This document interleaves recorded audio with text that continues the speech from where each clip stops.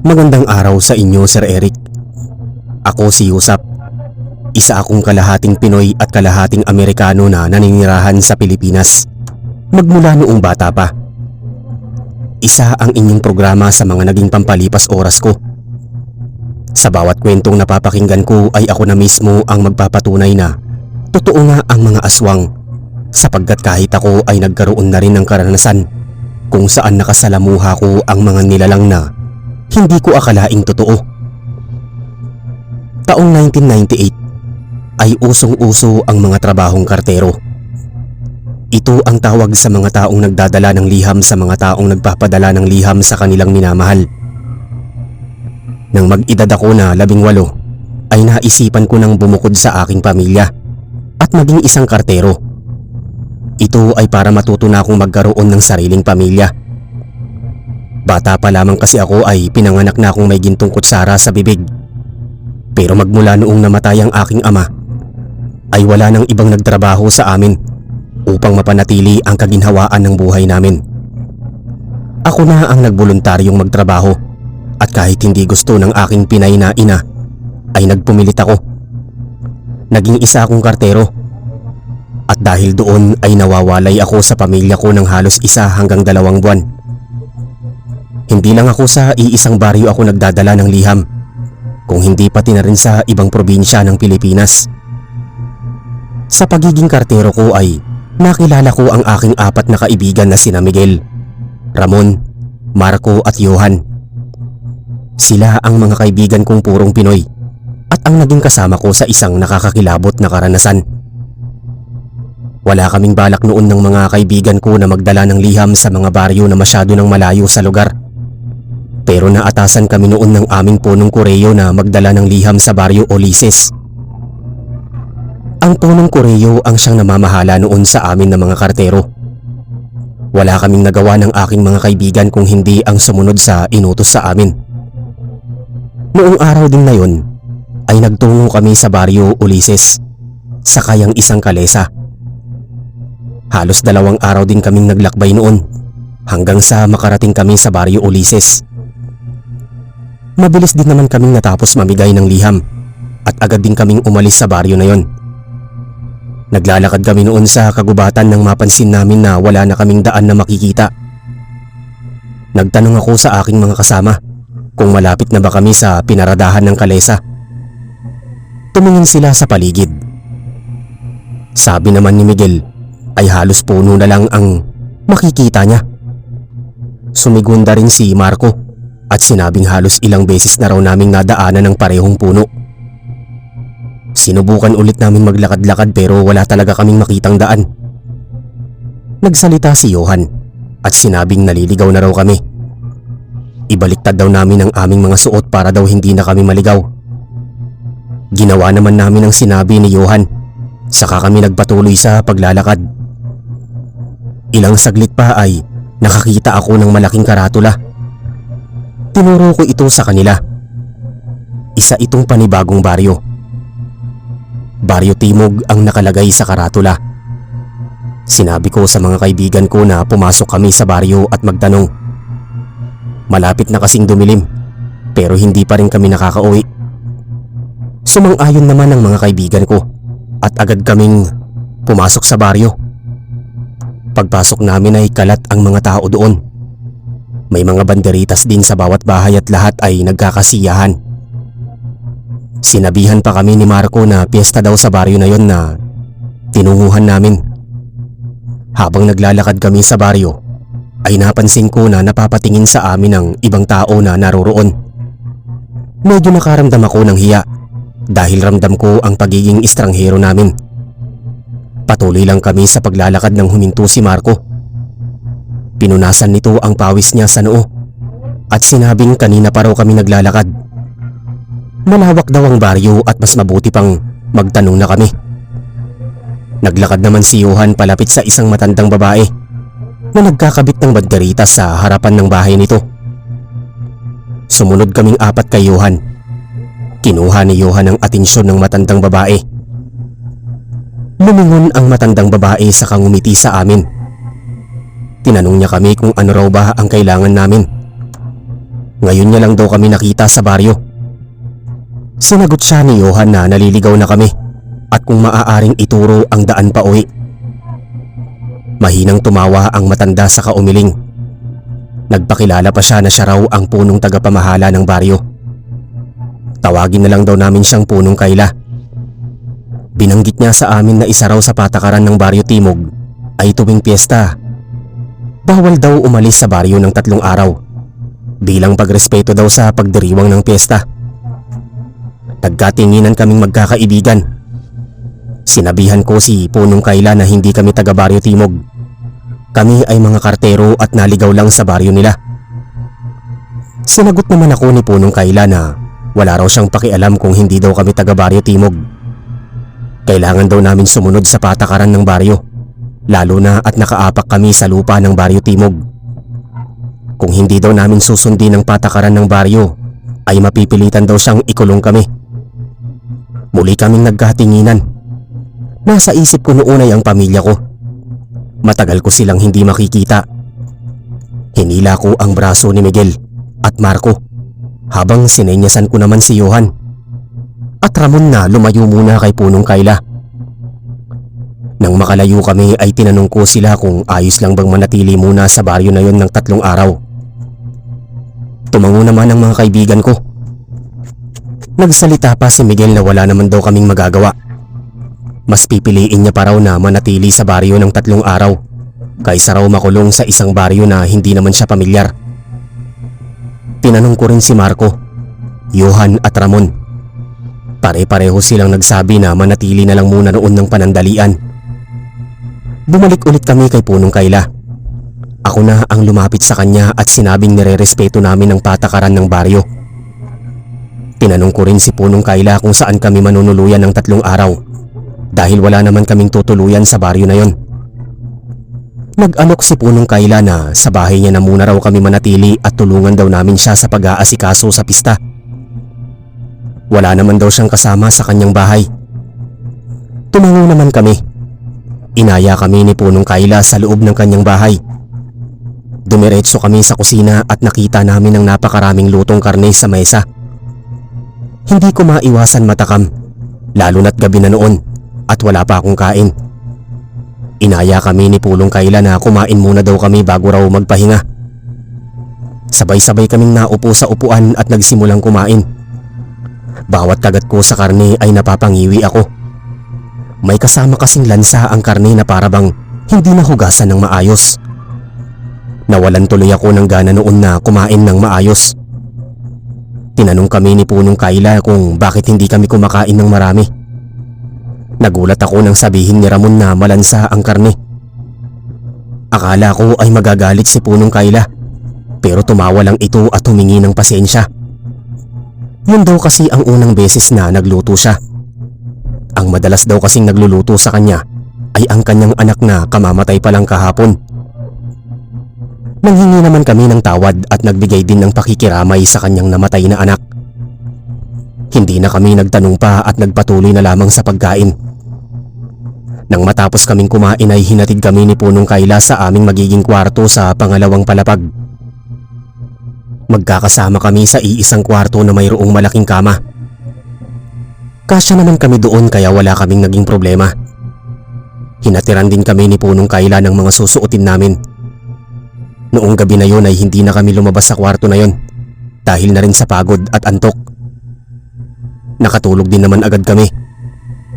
Kinabukasan nagising kami sa tahimik na paligid. Bumaba kaming 5 sa ikaunang palapag pero wala roon si Punong Kayla. Lumabas din ako ng bahay at sobrang tahimik ng paligid. Wala man lang tao sa labas na siyang pinagtataka namin. Bumalik ako sa loob ng bahay nun at nagtungo sa kusina. Naabutan ko si Marco na naghahanda ng pagkain habang naghihintay naman si Miguel, Ramon at Johan. Naupo ako sa tabi ni Johan. Saglit na katahimikan ang namayani sa amin hanggang sa magsalita si Marco. Nagtataka raw siya kasi wala man lang daw ang katao-tao sa labas. Sinabihan ko naman siya na baka tulog pa pero sinagot ako ni Ramon na nasa 9:00 na raw ng umaga. Hindi daw siya sanay na wala pang taong nakikita sa ganoong oras Sinabihan ko na lang na baka napagod sila sa paghahanda ng baryo para sa pista kagabi. Pero nagulat kami nang magsalita si Miguel. Kinuwento niya sa amin na kagabi raw ay nagkagulo daw sa labas ng baryo. Nagising naman daw dahil doon si Miguel. Naisipan daw ni Miguel noon na lumabas ng bahay upang tignan kung ano ang nangyayari. At laking gulat niya raw nang makita na may bangkay daw na pinagkakaguluhan ng mga tao. Pero sa halip daw magulat ang mga tao, ay tuwang-tuwa pa raw ito. Nagtanong pa nga raw si Miguel kay Punong Kayla kung bakit daw hindi inaalis ang bangkay sa lupa. Pero sinabi lang daw ni Punong Kayla na tanging may gusto lang daw na kunin ng bangkay ang siyang may karapatan na kunin ng bangkay. Nagtaka raw si Johan at magtatanong pa nga sana ng pauwiin na siya ni Punong Kayla. Pagkatapos magkwento ni Johan ay nagkatinginan kami. Tinanong ko si Johan kung anong itsura ng bangkay at sinagot niya ako na wakwak daw ang dibdib ng bangkay. Wasak rin daw ang muka at puno ng kalmot ang buong katawan. Nagsalita naman si Ramon at nagtaka siya kung bakit sa kwento ni Johan ay hindi sila nagulat na ganoon ang bangkay. Kasi kung kami raw ang makakakitang ganoong uri ng bangkay ay paniguradong magugulat daw kami. Sumang-ayon ako sa sinabi niya. Nagkibit balikat lang si Johan. Ilang saglit pa ay nagsabi si Ramon na baka daw sanay na ang mga taga Baryo Timog sa ganoong klasing bangkay. Kasi baka marami nang naaksidente sa baryo, lalo na't malapit ito sa gubat. Nagbiro naman si Marco na baka aswang daw ang mga taga Baryo Timog. Nagkaroon ng katahimikan sa amin nang sabihin niya yon. Sinamaan ko pa ng tingin si Marco kasi kinilabutan ako sa sinabi niya. Tumawa si Marco at sinabing napakaseryoso daw namin pero nagsalita ulit si Johan na may posibilidad daw yon. Ako na ang nagpatigil kay Johan na magsalita dahil nagsisitayuan na ang aking balahibo. Napasigaw ako bigla nang marinig ang boses ni Punong Kayla. Paglingon ko kay Punong Kayla ay nakangisi ito sa amin. Sinabihan niya kami na matulog ulit dahil daw marami daw ang gagawin mamayang gabi. Tinanong siya ni Miguel kung bakit walang katao-tao sa labas at sinagot naman ni Punong Kayla na mas gusto daw ng mga taga Baryo Timog na walang araw. Nagtanong din si Johan kung ano raw ang nangyari sa bangkay pero hindi agad sumagot si Punong Kayla. Ngumisi siya at lumapit kay Johan. Sinabi ni Punong Kayla na ang bangkay daw ay hindi na raw dapat pinag-uusapan, lalo na kung nasa tiyan na raw namin. Nangunot ang noo ko sa sinabi niya pero nang mapagtanto ang kanyang sinabi ay nanlaki ang aking mata. Ganoon din ang mga kaibigan ko. Peking tumawa si Marco at sinabing nakakatuwa si Punong Kayla pero nakangisi habang umiiling-iling na umalis ng kusina si Punong Kayla. Nagkatinginan kaming lima. Sinabi ko na kakaiba si Punong Kayla at nakakakilabot ang kanyang sinabi. Sumigonda naman si Miguel at nagsaad na masama daw ang tingin sa kanya ni Punong Kayla at tumatayo daw ang balahibo niya sa paraan ng pagngisi nito. Nagrekomenda naman si Marco na umalis na kami sa bahay ni Punong Kayla. Tinanong ko siya kung saan kami pupunta lalo na't wala kaming matutuluyan na iba sa Baryo Timog at hindi kami basta-basta makakalabas sa baryo. Nagsalita naman si Johan na siya na raw ang gagawa ng paraan. Susubukan niya raw hanapin ang labas ng baryo mamayang gabi habang abala daw kami sa pagtulog sa paglagay ng mga banderitas. Sumang-ayon kami sa plano ni Johan. Noong umagang yon ay naglagay kami ng maliit na kutsilyo sa aming bulsa. Naniniwala kami noon na mayroong kakaiba sa baryo. Hindi pa kami sigurado noon na aswang, lalo na't wala naman kaming nakikitang aswang sa paligid. Hindi rin halata na aswang si Punong Kayla dahil na rin sa maamo nitong muka. Pagdating ng gabi, doon nagsilabasan ng mga tao sa baryo. Gaya ng plano ni Johan, kami ni Marco at Miguel ang tumulong sa pagdidisenyo sa baryo, habang si Johan at Ramon naman ay pasimpleng umalis upang hanapin ang dulo ng baryo. Sa totoo niyan, Sir Eric, kinakabahan ako sa ginawa namin kasi kung sakali man na aswang nga ang mga tao sa Baryo Timog, ay siguradong dihado kami. Habang inaabot ko ang mga banderitas na isasabit ni Marco sa mga bahay, ay tinawag ako ni Punong Paul. Sinenyasan ko na lamang si Marco at Miguel na tinatawag ako ng Punong Kayla. Bago ko puntahan si Punong Kayla, paglapit ko sa kanya ay inutusan niya ako na pumunta daw ako sa balon na malapit sa gubat. Mag-igib daw ako ng tubig kasi lilinisan daw ang kalsada. Tinanong ko pa si Punong Kayla kung pwedeng isama si Marco at Miguel. Pumayag naman siya kaya naman agad akong bumalik sa kinaroroonan ni Marco at Miguel. Sinabi ko sa kanila ang utos ni Punong Kayla. Kumuha pa nga muna kami noon ng mga timba bago kami pumunta sa balon na sinasabi ni Punong Kayla. Habang papalapit kami sa balon ay paunti ng paunti ang mga tao. Nang makalapit na kami sa balon ay agad kaming nag-igib ng tubig. May mga naririnig akong kaluskos sa paligid na pilit kong binabaliwala. Maya-maya pa ay nagsalita si Miguel. Pakiramdam niya raw ay may nakamasid sa amin. Natigilan ako at tinignan ang paligid. Walang tao at puro puno rin ang nakikita ko. Naiinis ko pang sinabihan si Miguel na huwag siyang mananakot. Nagpatuloy kami sa pag-iigib hanggang sa makarinig kami ng yabag palapit sa amin. Dinig din namin ang ungol ng hayop. Sinabihan ko si Miguel at Marco na bilisan na ang paglalagay ng tubig sa timba. Patingin-tingin pa rin ako sa paligid hanggang sa may matanaw akong namumulang ilaw sa loob ng gubat. Itinuro ko yun kay Miguel at Marco at laking gulat na lamang namin dahil isang halimaw ang tumalon sa aming harapan. Matangkad siya at namumula ang mata. May pangil din at matutulis na ngipin. Nanginginig ang kamay ko na kinuha ang kutsilyo sa bulsa ko. Narinig ko na lamang na sumigaw si Marco na tumakbo kami. Agad kaming tumakbo palayo sa aswang pero mabilis niya kaming mahabol. Hinarangan kami ng aswang at pilit na iniaabot kami ng matutulis niyang kuko. Sinabihan ko si Miguel na manghingi ng tulong habang inaabala namin ng aswang. Sumunod naman agad si Miguel at tumakbo sa ibang daan. Hahabulin pa nga sana siya ng aswang pero hinarangan siya ni Marco. Pumwesto naman ako sa likod ng aswang. Pabalik-balik ang tingin ng aswang sa aming dalawa ni Marco. May hawak na ring kutsilyo ang kaibigan ko. Ngumisi ang aswang sa amin at sinabing hindi rin naman daw kami magiging ligtas kahit matalo namin siya. Sumagot naman si Marco na ang mahalaga daw ay matalo namin ang aswang. Wala nang sinayang na oras si Marco. Mabilis siyang sumugod sa aswang. Pinatamaan niya ang kutsilyo sa aswang pero nakaiwas ang aswang. Napasigaw pa ako nang makalmot ng aswang ang likod ni Marco. Tumakbo naman ako palapit sa aswang at sa halip na patamaan siya ng kutsilyo ay tumalon ako sa kanyang likuran. Sinakal ko siya mula sa likod habang tumayo naman si Marco. Ngumingiwi pa siya dahil sa kalmot sa kanyang likod. Hinawakan ng aswang ang aking braso na nakasakal sa kanya.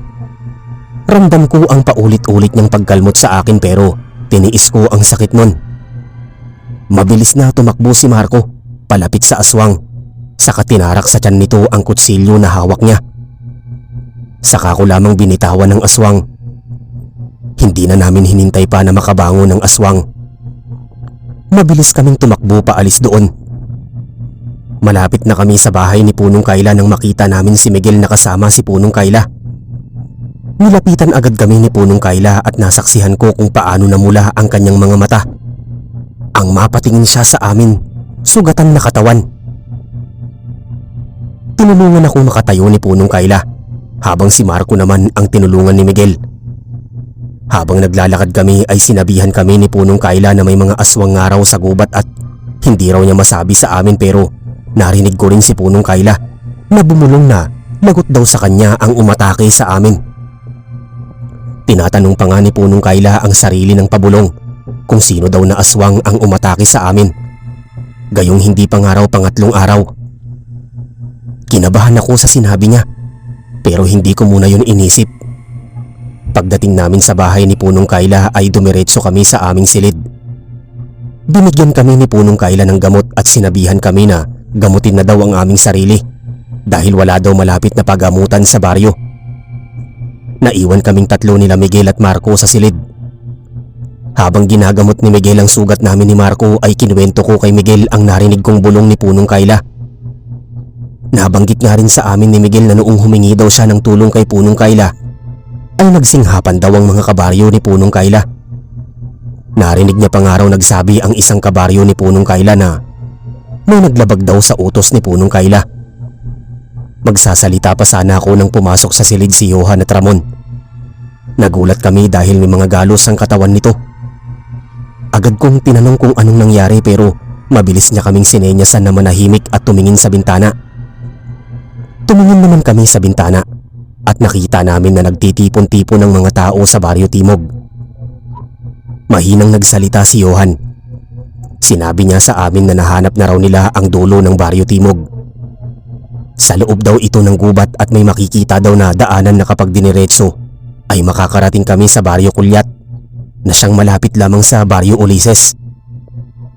Nabanggit din ni Johan na kumpirmadong mga aswang daw ang nakatira sa Baryo Timog dahil may nakasalamuha daw silang aswang ni Ramon at kinalaban pa sila. Mabuti na nga lang daw ay nagawa nilang makatakbo. Tinanong din kami ni Ramon kung anong nangyari sa amin at si Miguel na nga ang nagkwento ng nangyari, maging ang mga narinig namin kay Punong Kayla. Sinabihan kami ni Ramon na ngayong gabi na raw kami aalis. Tinanong ko si Marco kung kaya niya at sinabi naman niya na kaya pa daw ng lakas niya. Mabilis kaming inalalayan ni Marco ng iba naming kaibigan. May kanya-kanya rin kaming kutsilyo na dala. Dahan-dahan kaming bumaba ng hagdan at sa pinto sa likod ng bahay kami dumaan. Dahan-dahan lang ang bawat hakbang namin at sinisigurado talaga namin na hindi kami maririnig ng ibang tao. Nang tuluyan kaming makaalis sa bahay ni Punong Kayla at nagsimula na kaming tumakbo ng mabilis pero laking gulat namin nang marinig ang boses ni Punong Kayla na sinigaw na nakatakas daw ang mga pagkain. Kinilabutan agad ako dahil siguradong kami ang tinutukoy na pagkain ni Punong Kayla. Paglingon ko sa aking likuran ay may 3 aswang na humahabol sa amin. Sinabihan kami ni Johan na pumasok daw ng gubat na agad naman namin ginawa pero naharangan kami ng 2 aswang.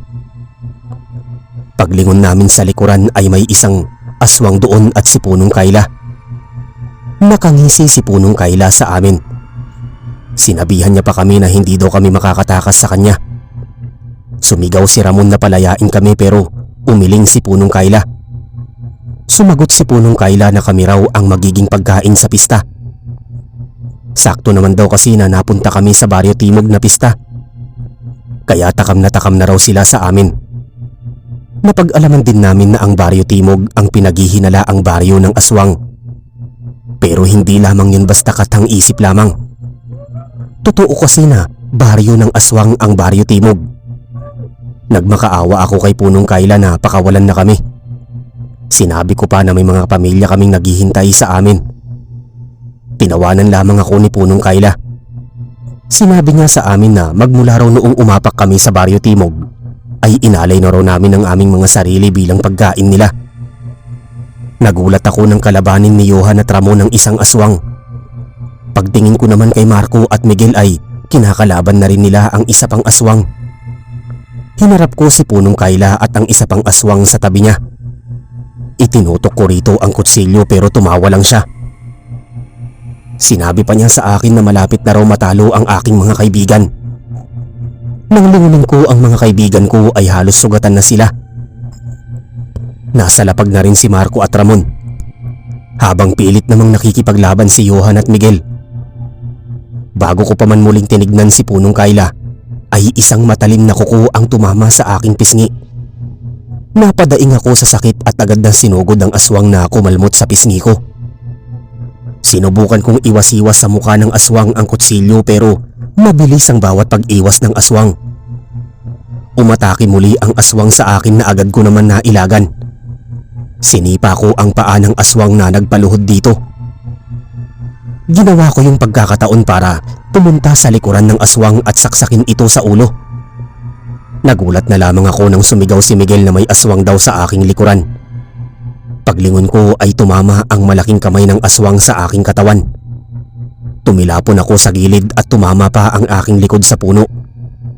Nanghihina ang aking katawan at hindi ko pa magagawang makabangon pa. Nagulat na lamang ako nang may humawak sa aking braso.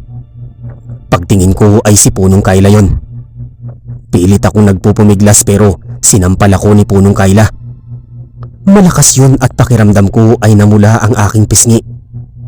Sinabihan kami ni Punong Kayla na wag na raw manlaban dahil wala rin naman daw talaga kaming laban sa kanilang mga aswang. Pagtingin ko sa mga kaibigan ko ay buhat-buhat na ang mga itong mga aswang. Pilit pa rin ako nagpupumiglas at nagmamakaawa. Napakawalan kami, pero tanging tawa lamang ang sinagot ni Punong Kayla. Nakarating kaming muli sa bahay ni Punong Kayla pero sa pagkakataon na yon ay pinasok niya kami sa isang kulungan. Nang maipasok niya kami ay pilit kong sinisira ang rehas, pero gawa sa matibay na kahoy ang rehas. Nanghihina na rin ako at nandidilim na rin ang aking paningin dahil sa sugat na mga natamo ko. Ninisihan ako ni Punong Kayla. Sinabihan niya ako na mayroon pa rin daw isang pagpipilian kung gusto ko raw mabuhay. Tinanong ko siya kung ano at sinagot niya sa akin na papalayain niya daw ako basta't hahayaan ko raw na kainin ng mga aswang ang aking mga kaibigan. Makakabalik pa raw ako sa aking pamilya. Agad akong tumanggi sa alok niya, pero muling nagsalita si Punong Kayla. Ayon sa kanya, kami raw ang magiging pagkain ng buong aswang na nakatira sa baryo. Buhay daw kaming kakainin kaya mararamdaman namin ang bawat kagat ng aswang. Mamili daw ako ng aking magiging desisyon at hihintayin niya raw yon bago magsimula ang kainan mamayang gabi. Tinanong ko si Punong Kayla kung bakit niya ako binibigyan ng pagkakataon na mabuhay at sinabi naman ni Punong Kayla na ako daw kasi ang pinakapaborito niya sa lahat. Pagkatapos niyang sabihin yun ay umalis na siya. Tinignan ko ang mga kaibigan ko na nakatingin sa akin. Yumuko ako upang mapantayan sila. Nagulat ako nang takpan ng kulungan ng malaking tela.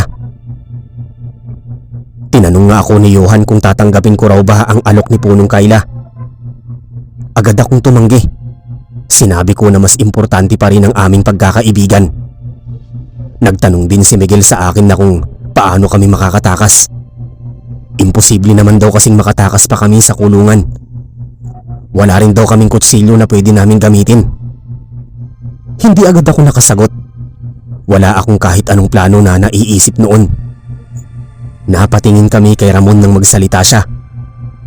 Hirap na hirap pa siyang ibuka ang kanyang bibig. Ayon sa kanya, may kaalaman daw siya patungkol sa mga aswang. Kailangan lang daw naming tusukin ang mata ng mga nakakalaban namin para mabulag ito at sipain daw sa likuran ang mga aswang dahil may parte daw sa likod ng aswang na magpapahina sa kanila. Tinanong siya ni Miguel kung sigurado daw ba si Ramon at tumango naman si Ramon. Sinabihan ako ni Ramon na ako raw ang magiging patibong para raw makatakas kami. Noong oras na yon ay nagsimula kaming magplano sa aming gagawin. Kinakabahan ako dahil sa akin nakasalalay ang magiging simula ng aming plano. Maya-maya pa ay naramdaman naming gumalaw ang kulungan namin. Naalerto kaming 5. Halos ilang minuto ring gumalaw ang kulungan bago ito huminto. Sakto naman na inalis ang telang nakatakip sa kulungan. Halos manghina ako ng tuluyan nang makita ang maraming aswang na nasa harapan namin. Lumapit sa kulungan si Punong Kayla. Tumayo naman ako ng tuwid. Nilingon ko pa ulit ang mga kaibigan ko at sabay-sabay silang tumango. Tinanong ako ni Punong Kayla kung ano raw ang desisyon ko.